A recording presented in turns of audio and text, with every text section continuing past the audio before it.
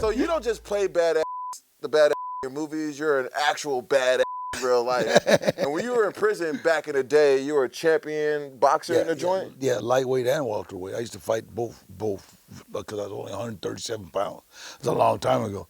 So how did they... Being a boxing champ's impressive. Being a prison boxing champ. Well, that's kind of like the start of the MMA. You know, if you had if the ref was your friend, you could get away with a whole lot. You know, and then if he wasn't your friend, just give him a couple packs of cigarettes, and he became your friend. So, like, how did you, this is crazy. So how did they set up the fights and things They like just this? set them. It's like, you know, you have a gym. They cut them all out now. There's no more athletics in the penitentiary. They just cut them all But out. I watched your documentary when you talk about prison reform and how the whole system is all how most people are in jail. The system now is it's a money-making system now. Yes. It's like, so every law that they pass is to keep more people in because they have to stay at a certain capacity. Like a hotel. Exactly. So how do you work to change that? Like, how do, just keep on with Jerry Brown. Actually, the governor's doing a lot for us. Yeah. But he's got a lot of people to deal with. You know, the prison guard union is one of the biggest, one of the strongest. So they passed the 3-strike law with what's his name, the governor then. I don't know any governor names. Schwarzenegger.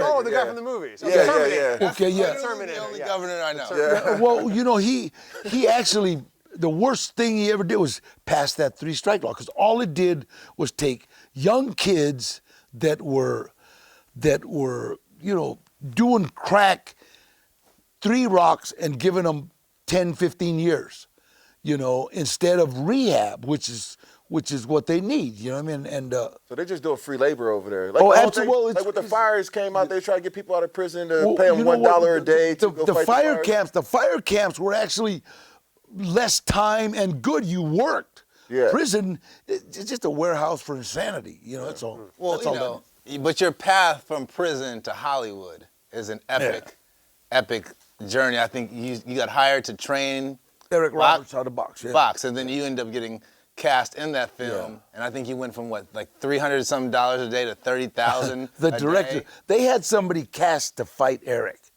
and Eric's a pretty boy. I don't know if you know Eric Roberts. Eric Roberts. Yeah. Come on, man. He's almost pretty iconic pretty boy. Yeah, he's almost as pretty as his sister. No, I mean, he is good looking, but prison, there's no such thing as good looking. Yeah. You're pretty or you're not. You know what I mean? Yeah. You don't want to be pretty in prison. I totally know what you're talking I want to be as ugly as possible if I go to jail. All those times and all those. So actually, it's like I got cast to box him, you know, and from a friend of mine, a guy named Eddie Bunker, who I was also in prison with in 65, I think, he actually adapted the screenplay Runaway Train to fit an American audience, because they had John Voight, the lead character, as somebody that killed his wife, and then he's a hero in prison. Well, if you kill your wife, you're not a hero. You can't be a hero in prison. No. You know, it just doesn't. It's like you can play in the NFL maybe, but you can't be a hero. Here's a question, Joe. How'd you change your life around, though? Well, you know what? It's like when in 1968, me, Ray Pacheco, Henry Quijada, I can say they're both dead, got killed in robberies. There was a prison riot. A riot broke out Cinco de Mayo, 1968.